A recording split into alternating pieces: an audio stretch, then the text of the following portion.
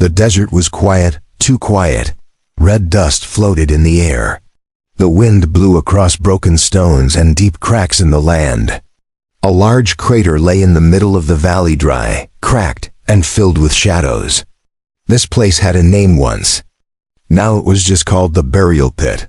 A convoy of alien trucks stopped near the edge. The back doors opened, and tall alien soldiers stepped out, cold eyes, metal armor, and sharp claws. They moved like machines.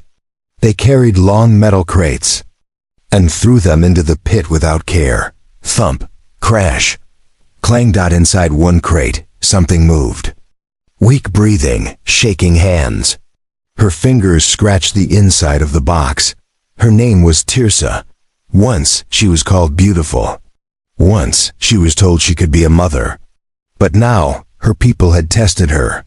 She was labeled void womb, worthless, infertile, broken. So they threw her away. As the aliens left, dust covered the crates. Silence returned. No one came here except to bury the useless. No one cared what happened next, except one, far above the pit. On a rocky cliff, a human man lay flat with a scope in his hands.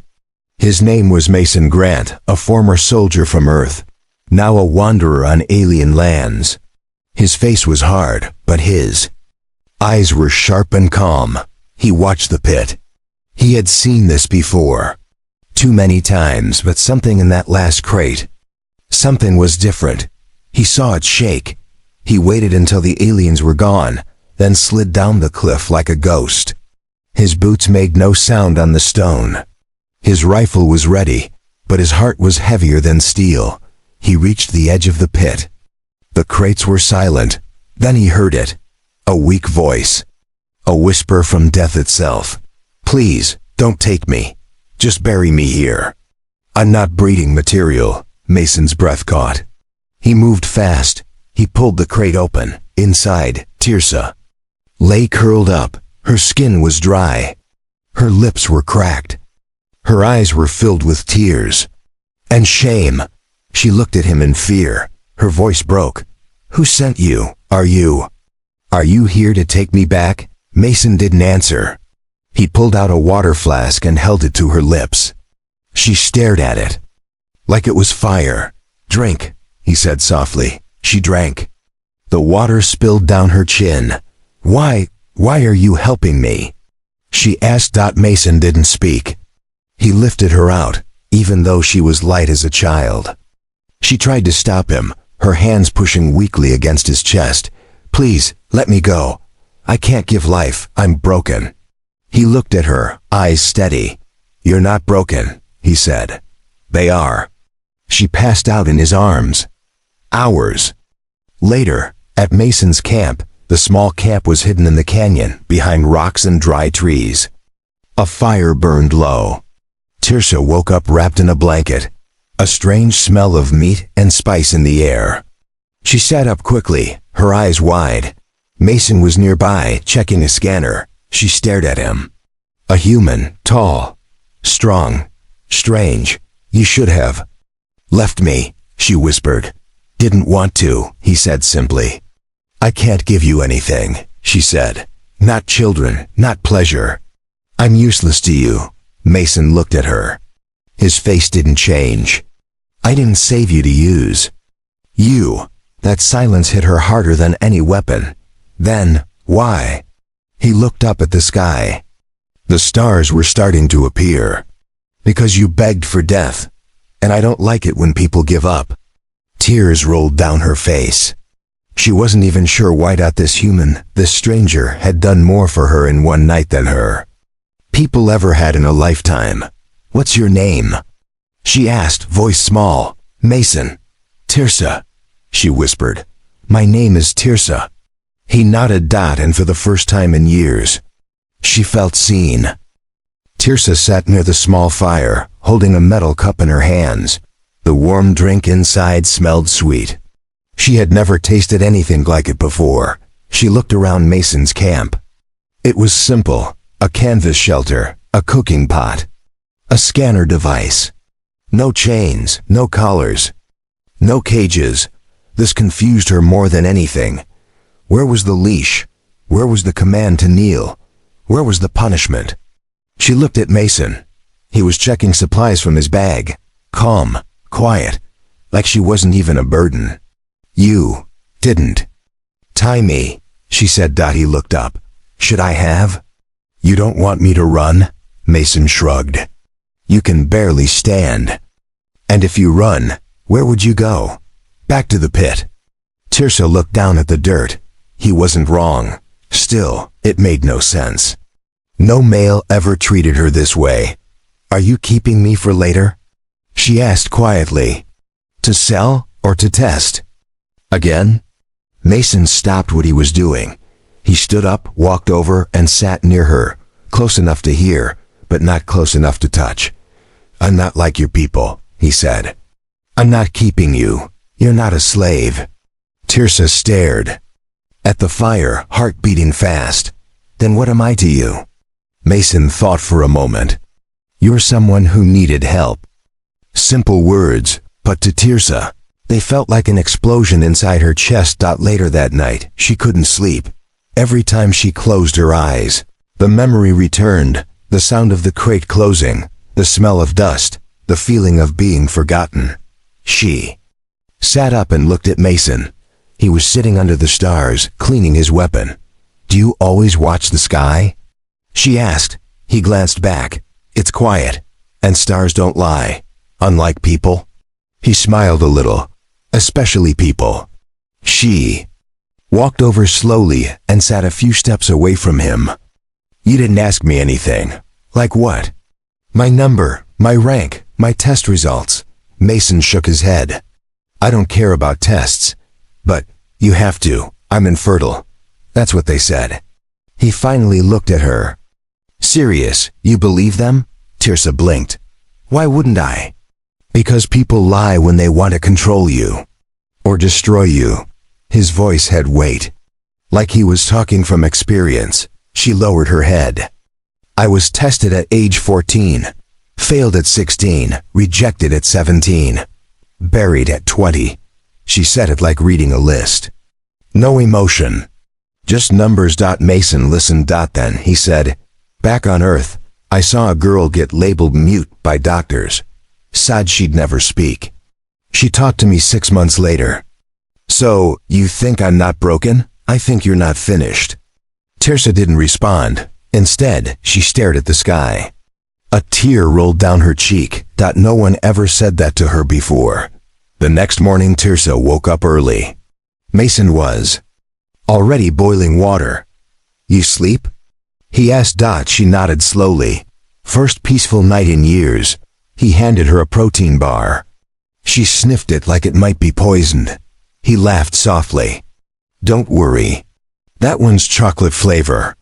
She tasted it. Her eyes widened. Sweet. It's soft. Welcome to human food, he said with a smile.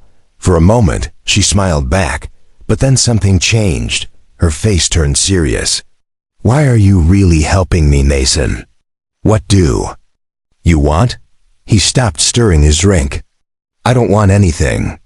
Everyone wants something. I used to, he said quietly. I wanted to win wars. Get medals, make noise. Now I just want to survive without becoming a monster. Tirsa stared at him. You think helping me makes you not a monster? He looked at her with steady eyes. Yes, saving one life makes it harder to kill without feeling. She felt something twist inside her. Maybe he wasn't lying. Maybe he wasn't like them. Ending scene. That night, she washed herself in a small stream near the camp. Her reflection showed a weak woman. Yes, but no longer a thing. When she returned, she found Mason already asleep. She whispered to the night sky, what if he's real? Then she laid down under the stars, and for the first time in her life, she didn't feel like a pet. She felt human. The morning was quiet. Too quiet. Tirsa sat near the small campfire, looking at her arm. A dark tattoo was burned into her skin. Ugly symbols that marked her as void womb. It was not just ink. It was a sentence. Mason noticed her staring at it. What does it mean? he asked. She spoke without emotion. It means I'm useless, unfit, infertile, trash. Mason walked over and knelt beside her. He touched her arm gently. Let me check something. He pulled out a small device. An old Terran scanner. It lit up and beeped softly as he moved it over her skin. Symbols and numbers danced on the screen. Tirsa flinched. What are you doing? Looking for lies, Mason said. After a few seconds, the scanner beeped again, sharp and loud. Mason stared at the results. His jaw tightened. It's not natural, he said. You were injected. Your body was shut down on purpose. Tirsa's hands shook. What? Hormone suppressors. Genetic blockers. Your people poisoned you to make you fail. She couldn't breathe. But why? Control. Shame. Maybe politics. Maybe power. You were just a number to them. Tears filled her eyes. I was never broken. They broke me. Mason nodded. But you're not beyond repair. Suddenly, the scanner let out a different sound. A rapid beep. A warning. Mason turned the screen. A red signal blinked. Drone signal detected, he muttered. We've been found. Tirsa stood quickly. They're coming? Yes. Minutes later, above the campa, small flying drones zipped through the sky, scanning the ground. It paused over their camp. Zap. Mason fired his rifle. The drone exploded into sparks. Smoke drifted up into the air, but it was too late. Back on. The alien outpost, a bounty squad, saw the signal. Target located. Human and void womb. Capture order confirmed. 3 alien riders mounted hoverbikes. Claws sharp. Weapons ready. They sped off into the desert. Back at the camp, Mason packed fast. We have 10 minutes, he said. Trs. A grabbed the bag he gave her. She was still weak, but she didn't complain. She followed. They moved fast through the rocks. Wings slicing across their faces. Where are we going? She asked. To an old Terran lab, South Ridge, if we make it. I can help you. Behind them, dust clouds rose. Engines roared. The hunters were close. The fight began. Tirsa tripped, but Mason caught her. Just then, zap, zap. Laser shots hit the rocks near them. One shot grazed Mason's shoulder. He grunted, but kept moving. He pulled Tirsa behind a ledge and aimed. Crack! He shot one bite clean off the air. It exploded in flames. Another alien jumped off and ran at them with a blade. Mason charged forward. They clashed, blade versus fists. Dust flew. The alien was fast, but Mason was trained. He punched, dodged, twisted, and slammed the attacker to the ground. The third hunter aimed a blaster. Essa picked up a rock and threw it. It hit his helmet. Mason turned and fired. Bang! The last one fell. Tirsa panted, terrified. I didn't mean to. You saved us, Mason said. She stared at her hands. I've never fought before. You fought now, and you didn't freeze. That matters. She looked at him with something new in her eyes. Trust. After the battle, they reached a cliffside path as the sun dipped below the red horizon. Far away, black smoke rose from the fight they had left behind. Tirsa leaned against a rock, breathing hard. They won't stop, will they? No, Mason said. Now they'll send more. You're not just an exile anymore. You're a problem. Because I survived? Because you're proof that they lied. And if the world finds out what they did to you, others like me might rise. Tirsa finished, eyes glowing. Mason nodded. Let's keep moving. The truth is close. They walked together into the night, but from the shadows, someone else was watching. The stars were fading as dawn broke. Mason and Tirsa walked fast through the canyon, boots crunching over stone. The air was dry and heavy. Every sound echoed like a warning. They were not alone anymore. Mason stopped suddenly and pulled Tirsa behind a rock. He scanned the horizon. Dust clouds. They're coming, he said. How many? Too many. He loaded his rifle, checked his ammo. His jaw was tight. Can we run? Tirsa asked. We have to. The first attack, the sound of engines grew louder. 3 hoverbikes appeared. Over the ridge, riders armed with plasma rifles. The bounty hunters from the outpost. One of them raised a megaphone. Return the void womb. Human, stand down and we may spare your life. Mason raised his rifle in reply and fired. Crack! The first bike exploded mid-air. Fire and smoke burst into the sky. No deals, Mason muttered. You just made them angry, Tirsa said. Good, he said. Angry people make mistakes. They ran down a narrow path, deeper into the broken lands. The canyon maze, sharp rocks formed natural walls around them. The path split into tunnels and slopes. Mason led the way, fast but careful. He had studied this terrain during his old missions. Tirsa followed, her legs sore but strong. You know this place? She asked. Used to scout here. There's a research lab up ahead. Hidden underground. Why there? Because the answers you need are buried in human tech. Suddenly, a blast hit a rock near them, shattering it into pieces. The remaining hunters had caught up. Go, Mason shouted. Run, I'll slow them down. No, Tirsa cried. I'm not leaving you. He looked at her, a quick moment. Then he tossed a smoke grenade behind them. Boom.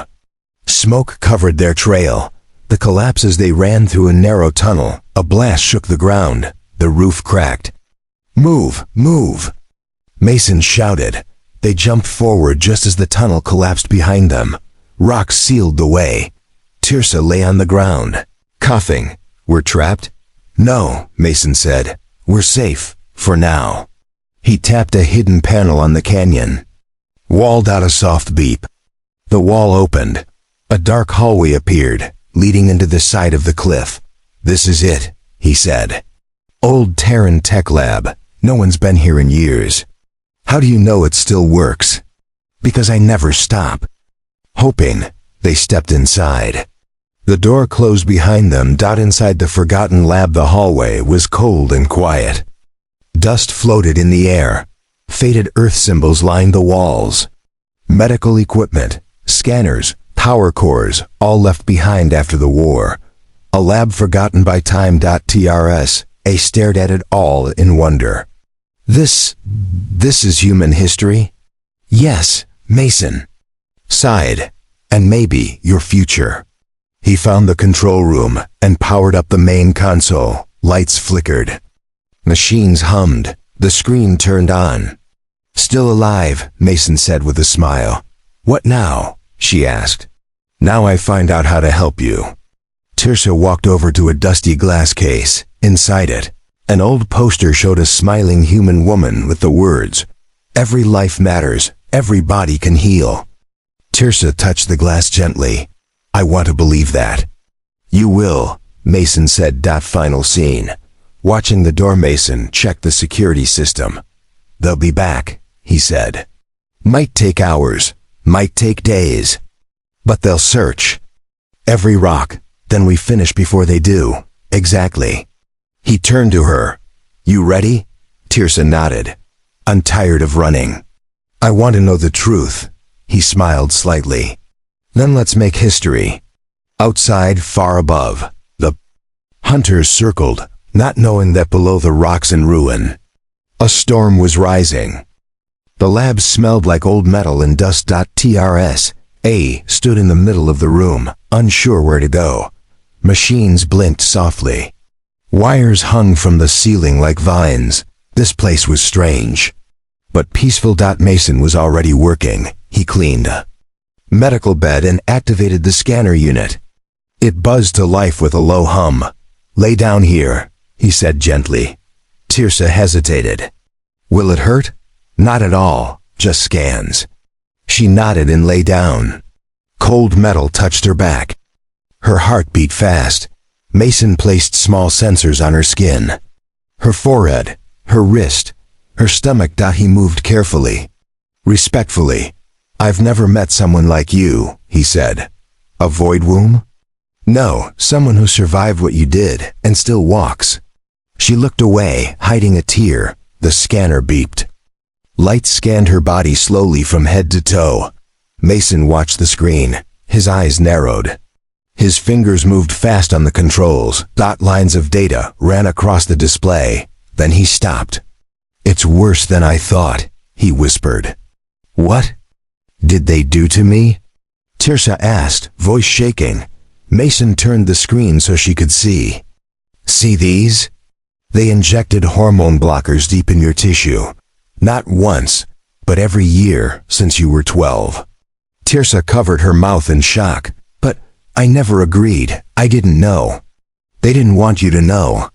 They made sure you'd fail the tests." "Why?" "Because someone had to, and you were easy to blame." Tirsa's hands trembled. All her life, she believed she was broken.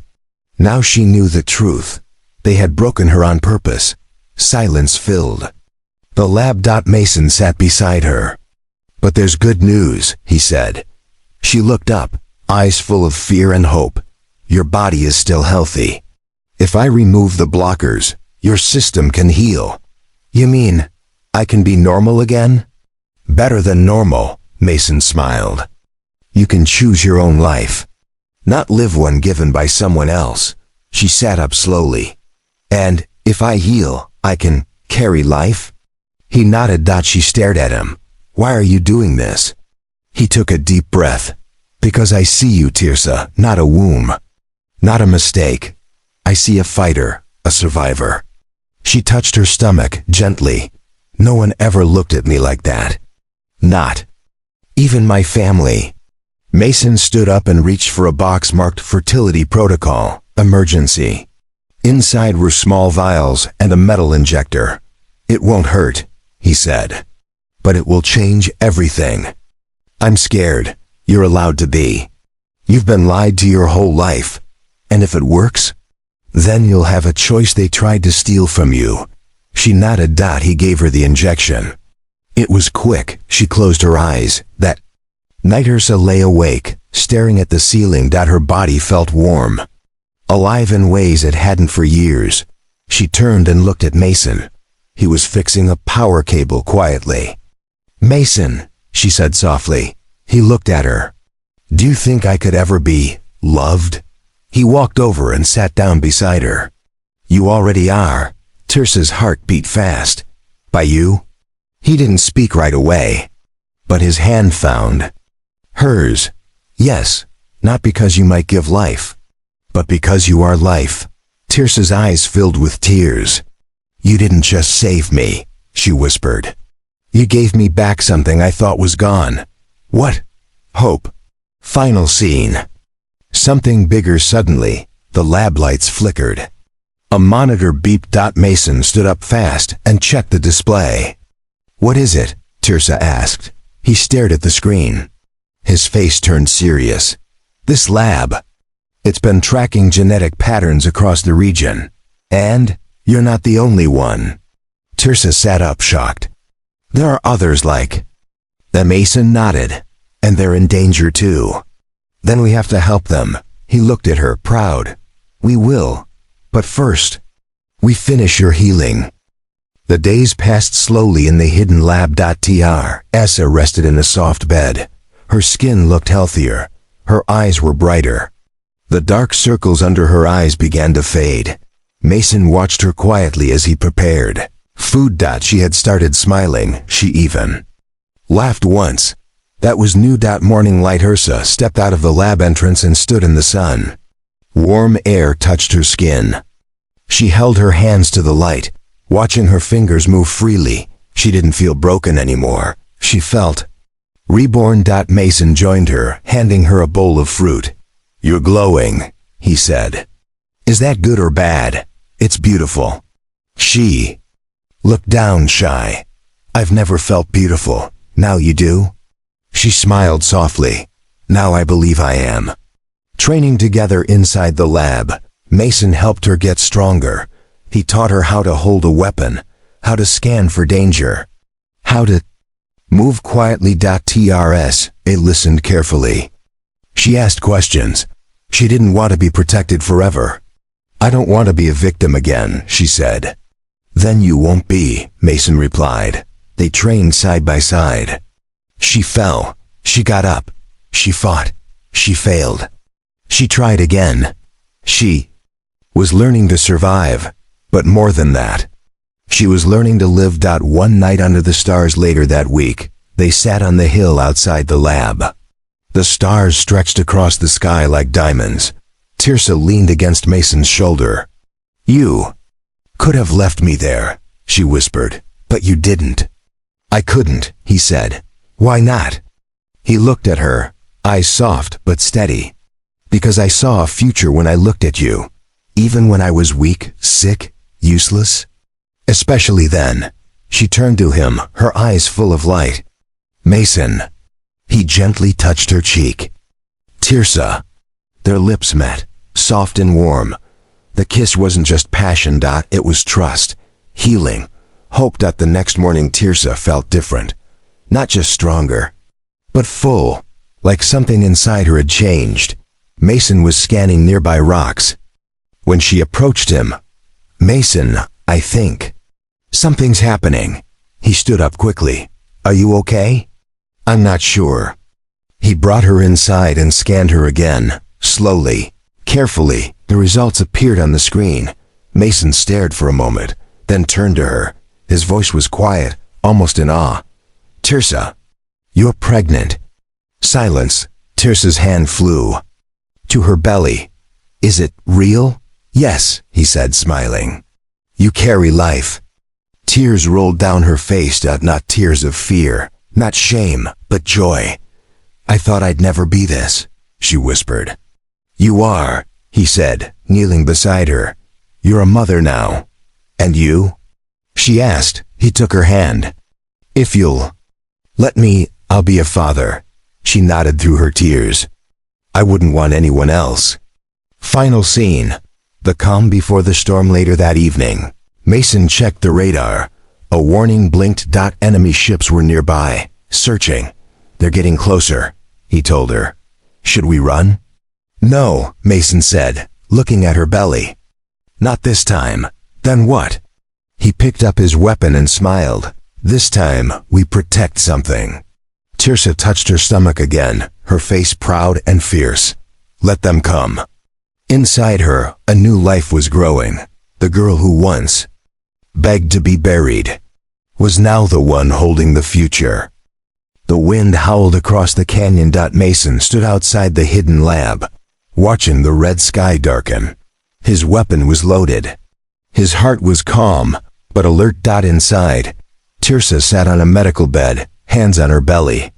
The pregnancy was still early, but she could feel it. A soft warmth growing inside her. A life no one thought she could carry. A child no one expected to exist. You feel anything? Mason asked, stepping in. She smiled. Hope. He sat beside her. For a moment, they just breathed. They'll come for us soon, he said. The scanners picked up movement. 4 ships full armed. To destroy. One pregnant woman? Tirsa asked. No, to destroy what you represent. The broadcast earlier that day, Mason had done something dangerous. He sent out a secure signal. A message across several hidden networks. Void womb found fertile. Truth suppressed. Evidence confirmed. Others may exist. He didn't use Tirsa's name, but words spread like fire. Now, bounty hunters, government spies, and scared elites wanted one thing. Silence. The final stand. The lab lights dimmed. Power shifted to defense mode. Mason handed Tirsa a small device. What's this? She asked. A beacon. If I fall, run south. Activate it. It'll send a rescue call to the old human fleet network. If you fall, I don't leave. You're pregnant, he said. You carry the most important thing in the galaxy right now. I carry your child, she said fiercely. And I won't raise her alone. Mason stared at her, proud and in awe. You've changed. No, she said. I've become who I always was. The attack begins. The first explosion shook the rocks. Alien soldiers in black armor stormed. The cliffs, weapons raised. Drones flew overhead, scanning, searching. Mason was ready. He fought from the shadows, fast, focused, unstoppable. Every shot was perfect. Every move was precise.